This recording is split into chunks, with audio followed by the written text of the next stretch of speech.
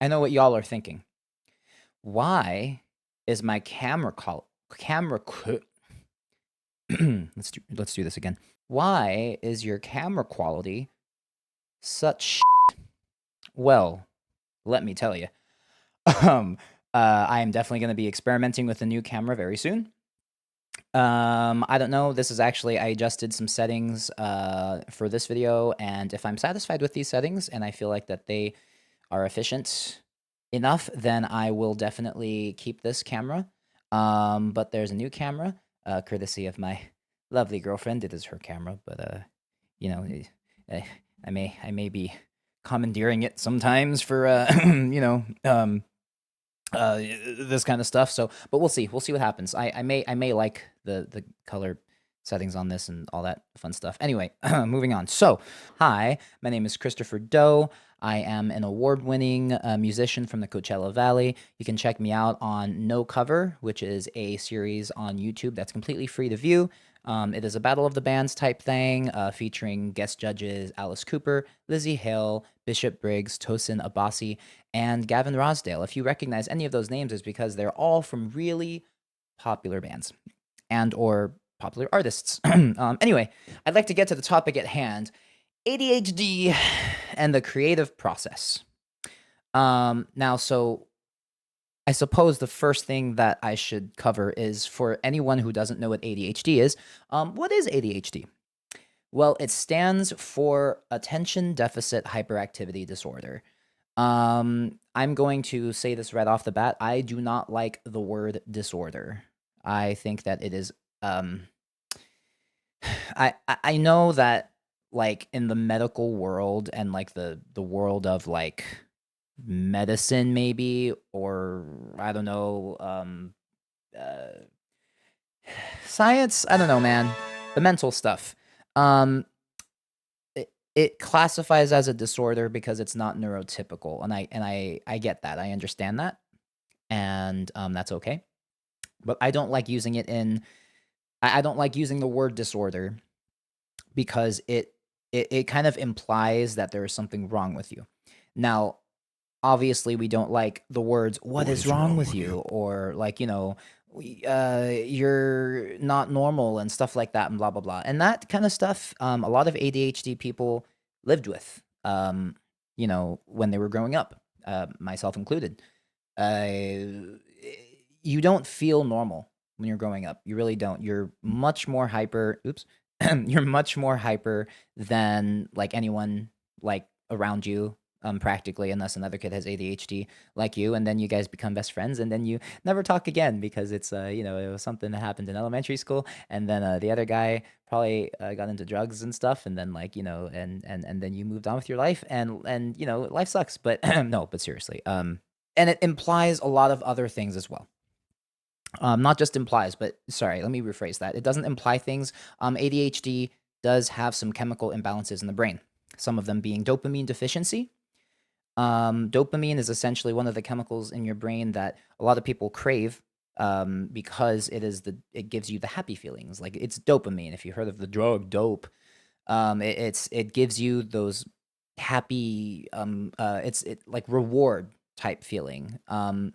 I'm not a doctor. I don't know a lot of the medical lingo and stuff like that, but what I do know is that dopamine is wildly deficient, in our brains, people who have ADHD. And because of this, we seek dopamine constantly, more so than the average person, which causes impulsivity and focus issues. Stuff that I'm very, very, very accustomed to, and gotten some therapy for it and some life coaching and all that fun stuff. And it's not fun to deal with, especially if it affects your relationships and it affects your lifestyle and your way of life. And that's the same thing. It's literally the same thing. I just said the same thing. um so there's different variations of severity, on ADHD. And I use the term severe or severity lightly, because I really do try to avoid negative words when it comes to people with ADHD, or talking about ADHD. The only reason I say the word severity is because sometimes there are really severe cases of ADHD that are debilitating, and require medication. I personally have never tried medication for ADHD. I've considered it, and there have been times in my life where I have felt that like maybe I'm dysfunctional enough to maybe consider taking medication, but then I got the therapy and the life coaching, and there were a bunch of things I could do on my own that helped me achieve the goals I want to, and I'm still working on them. It's a lifelong process. It's a lifelong process. You don't really stop working on your ADHD because you always have it, and it's something you're going to live with for the rest of your life. So if you consider yourself a severe case of ADHD where it is literally causing you to be dysfunctional, please absolutely look into medication. Otherwise, stuff that I recommend that I'm sure you've heard of before, but I promise it works. Things like meditation, things like if you're doing something you really, really, really, really don't want to do, but you got to do it anyway, listen to your favorite music, make it fun, make it a challenge. A lot of people who have ADHD get bored very easily. And one of the superpowers of this, or one of the superpowers we have because of this, is when we get hyperfixated on something, we are hyperfixated on it. And we do the thing so much to the point where it's an obsession, and we get like super good at it like very fast. It's really cool. For right now, I'm going to essentially conclude the little ADHD crash course by simply saying it is a different type of mind. It's kind of like when you're just shopping for cars. There's different cars of different price ranges, variations, features, bells and whistles. Every person in the world has their own bells and whistles, has their own flaws, has things that maybe some cars do have and other cars don't have. People with ADHD are just a different type of car, and you have to learn how to drive them and ride them. I gotta remember there's kids watching this. Okay, we're gonna move on. All right, so routine versus inspiration is my next bullet point. Now, I know for a lot of people who are creatives, in general, it's sometimes hard to get into routine, and sometimes it is hard to feel inspired, both simultaneously. So for people who have ADHD, inspiration directly ties into impulsivity and hyperfixation. So this is a really tough one for me because I still struggle with this. I am to this day still struggling with this. And what it is for a lot of people with ADHD, getting into routines feels impossible. Like, we wake up, and I'm sure you guys can relate if you have ADHD.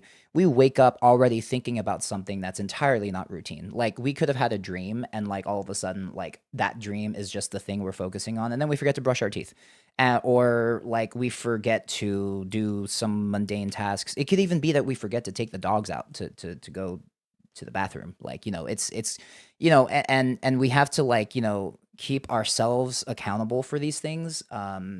Such as setting alarms, which I know a lot of you guys might feel kind of dumb setting an alarm for like literally every single thing you have to do, but sometimes you have to do that.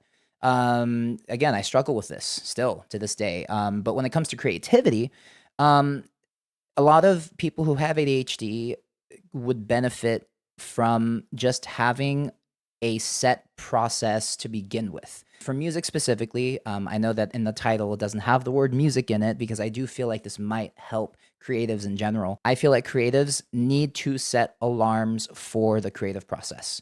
I have a very specific alarm that's not necessarily for the creative process, as is in like creating original music, but every single day I have an alarm that says book a gig at 2 p.m. Every single day. It's on my computer. It like pops up, and I'm not gonna lie. Every now and again, I just ignore it. I just press ignore. But every time you press that ignore button, you know what you're doing. Just because you got ADHD, that don't it don't mean crap. You press that, you know what you're doing when you know don't do that. Anyway, but for real though, make things a little more personalized too. If you need to get that album finished, if you need to get that painting or that drawing or that video that I'm starting really late on today, but I'm doing it anyway. If you need to get all that finished, set alarms and try to do a loose routine. Like, you need to set a loose routine for yourself. Like, I'm not saying that it has to be perfect every time, but there's a beautiful quote that I read just today that says consistency over intensity. Now, ADHD people, we love intensity. I know this. We are all or nothing types of people. We're like we're in there, and we're if we love something, we do it. Like, and that's because we love it. It gives us the dopamine, you know? We just want to do the things that give us the dopamine. And it is really hard for us to be self-disciplined because we want those things. It's harder for us to be self-disciplined, I'd say, more than like a lot of neurotypicals, who don't struggle with dopamine deficiencies. Not to say that, neurotypical people don't have their own weaknesses and strengths, but like, this is our weakness. But there's ways to go around it, and there's ways to make that hyperfixation and that dopamine fix a superpower. Um, if there's really something you need to do, but you're putting it off, remember how good it's gonna make you feel once it's done. That feeling of getting something done for us specifically is going to be cathartic because we finally did the thing. And imagine the dopamine you will feel when you finally did the thing. When my album was released on November 17th, you should check it out. And then put something right here somewhere. When my album was done, like, I was both nervous about the reception, but also it felt like just this incredible catharsis. And like, I felt like I could breathe. It felt like I could finally focus on the next steps. If I could focus on other aspects of my life that are lacking. Um, and that's one of the things um, that really made me realize, okay, like, I'm going to finally be able to rest, not hyperfixate sometimes. And I gave myself a deadline.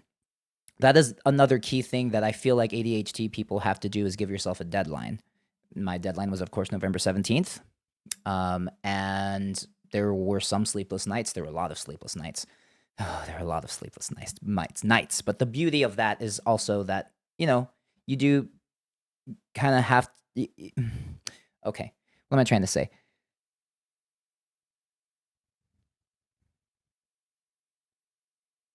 Even though we're capable of having those sleepless nights because of the hyperfixation, it's still not good for your health.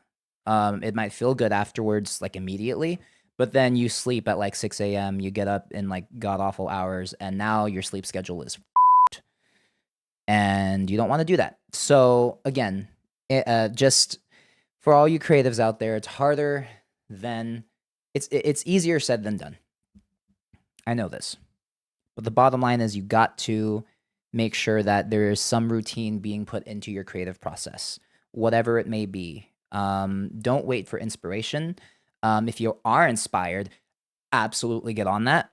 But sometimes inspiration comes from just doing the thing, practicing whatever you need to practice, or doing whatever you need to do in your process. Consistency doesn't have to mean monotony. Some of the creative process does feel quite monotonous, and I understand that. It can get boring. Maybe you're a mixer like me, who is just mixing this track, and it's so sometimes it can get a little boring. But remember what made you do the thing that you're doing. Remember your passion. Remember why you love doing what you're doing. And I think you'll be all right. Okay, this is going to be controversial. Caffeine, does it help? A lot of experts will tell you that caffeine can be good long term if used moderately. Um, Use it sparingly and with intention. Um, Moderate caffeine, according to some experts, helps reduce certain brain diseases, which I thought was wild. Um, like Alzheimer's, Parkinson's disease. Apparently, there have been some studies suggesting that moderate caffeine in the long term uh, can help alleviate that. Now, I'm a little bit cautious with this information because I also read that when you are an adolescent or a young teen or a teen, or maybe even in your early 20s, the recommended dose of caffeine you should have per day is only 100 milligrams.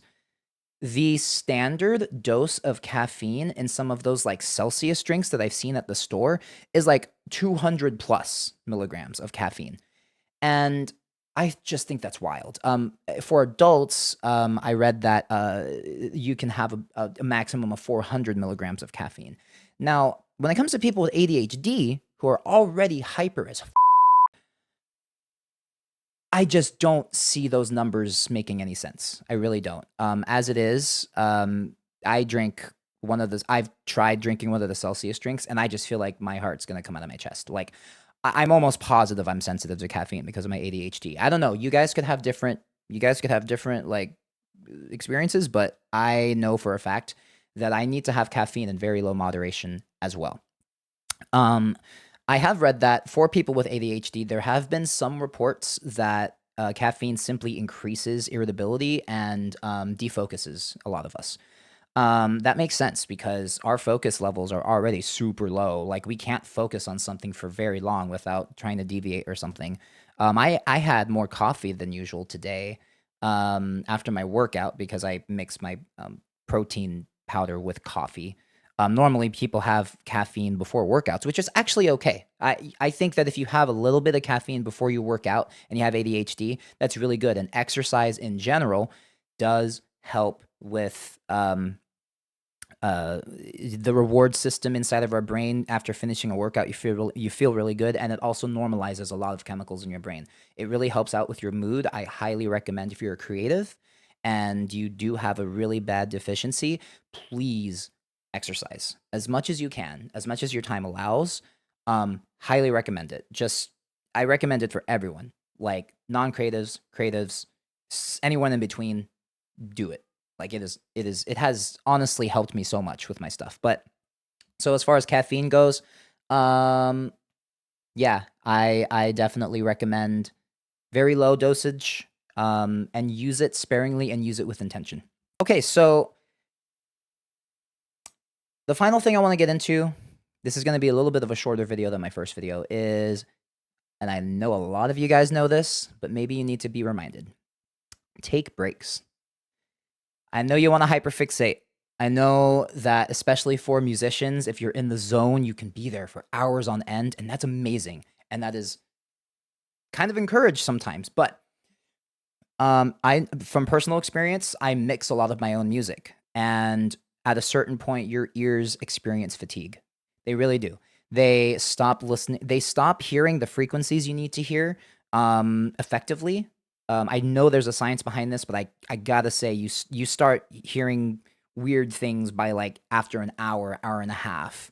That's I feel like when you really can't listen to your stuff objectively anymore, and you do have to take that walk, you have to take that break. Even if it's just for like 15, 20 minutes of just decompression. I know that that you just want to just continue doing it and finishing the thing, and that's great. Maybe you can do something else that's related that is still not the same task. If you really feel the need to hyperfixate on that, then just do something similar, or do something. Maybe this isn't technically hyperfixation, but if there's a chore you're supposed to do, then maybe you should do it. I don't know, man. I'm just saying, So anyway, so grab a snack, grab a drink, do one of your favorite exercises. Um, yeah, I know that hyperfixation is a superpower, especially for us ADHD people. So use it when you can, but remember to take those breaks. Your ears are going to thank you. And also, hearing loss is permanent. Now, a lot of people say, "Oh, what are you talking about? Like, I listen to loud music for like, 5, 6 hours on end, and I feel just fine." Buddy, if you keep doing that, your hearing is going to go out permanently. I'm sure there's bits of my hearing that's already gone out permanently. Like I'm sure I've lost some high frequency level hearing mixing so much. I use headphones and speakers. And so, you just at a certain point, you're gonna stop hearing the things that you need, and it's been proven with age. People who are advanced in age, they don't hear high frequencies as well. You can definitely feel lower frequencies. So even if like you can't hear the lower frequencies as well, you can still hear the subs, especially. But like you definitely need to take care of your hearing. So if you're a musician specifically, or a mixer, producer, whatever, working in sound, please take care of your hearing. There are earplugs that are specifically designed not only for your ears, but also there's some really cool earplugs out there that are made to capture some of the important parts of like music, hearing, like some of the crisps and whatever. But it kind of alleviates like okay, I'm about to get into music nerddom here for a second, but the 8K frequency, the 8,000 hertz frequency, when you are talking about music frequency, sound frequency, is very harsh. And those harsh sounds are the sounds that causes a lot of hearing loss, because they reverberate inside of our eardrums the most, and it's really harsh, and that causes a lot of hearing damage, ear damage.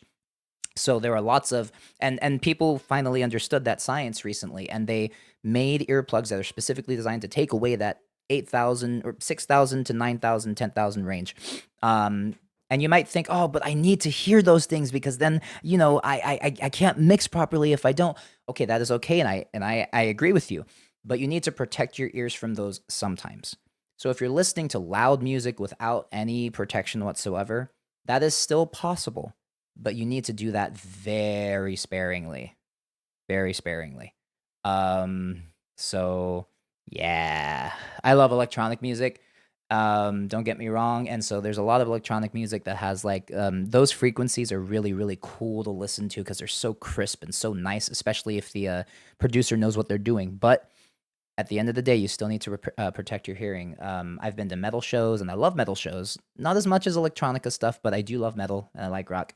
Um, and I know those concerts can get hella loud, so just be careful. But yeah, anyway, that was a little bit of a rant. I wanted to talk about taking breaks and stuff like that. But yeah, so that essentially kind of covers it, guys. Gosh, hmm.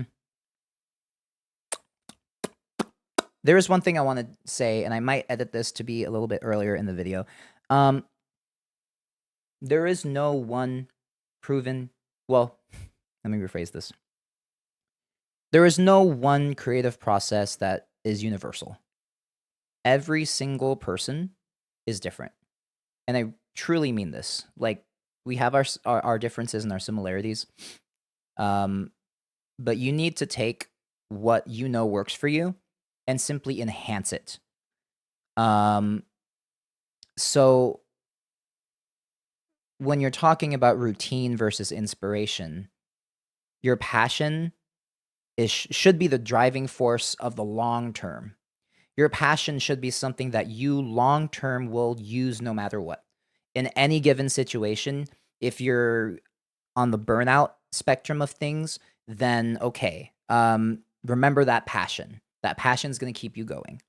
But the reason routine is so important, and getting a creative process that has a beginning, has a start, and an end, it could be an hour or two, and just having that over and over, like having essentially there's a word I'm trying to think here. Oh my gosh. You need a structure that works for you. You need a structure that works for you that doesn't just rely on passion and on inspiration. There's a lot of people who say that you need to designate a time in your day to just start doing something creative. Like, just even if you're not in the mood, go to your piano for 5 to 10 minutes. My life coach, Alicia, which I'll give you a shout out, Alicia Bates. She's incredible. Uh, do the thing for like 5 minutes. Just start doing the thing. My cat's meowing at my door. I don't know if you could hear that. And if you're still not feeling it, then all right. Then you're good, and that's fine. That's a good start. But usually when you start doing the thing and you're already passionate about the thing that you just weren't in the mood for at the time, usually you start doing the thing a little bit more. So yeah, there's that whole kind of conundrum. But I digress. These are just my personal tips, this is my personal experience with what has worked for me. Um, so I hope you guys enjoyed what I had to give you today. Um, yeah. So thank you guys very much for tuning in. There will be more videos. I'm gonna do a video every single week, talking about ADHD, the music industry in general, and how you can navigate these things. It's gonna be super awesome. So I'm really excited to give this for you guys, and I'm sure like down the line I'll kind of deviate from ADHD a little bit, and I'm sure I can do some other stuff that more people can relate to. But right now, to my ADHD fellas, and what is the is fellas is that unisex? What would be the what, fellas? F- wha- Uh, okay, well, guys and gals with ADHD, thank you for tuning in, and I'll see you in the next video. Bye bye.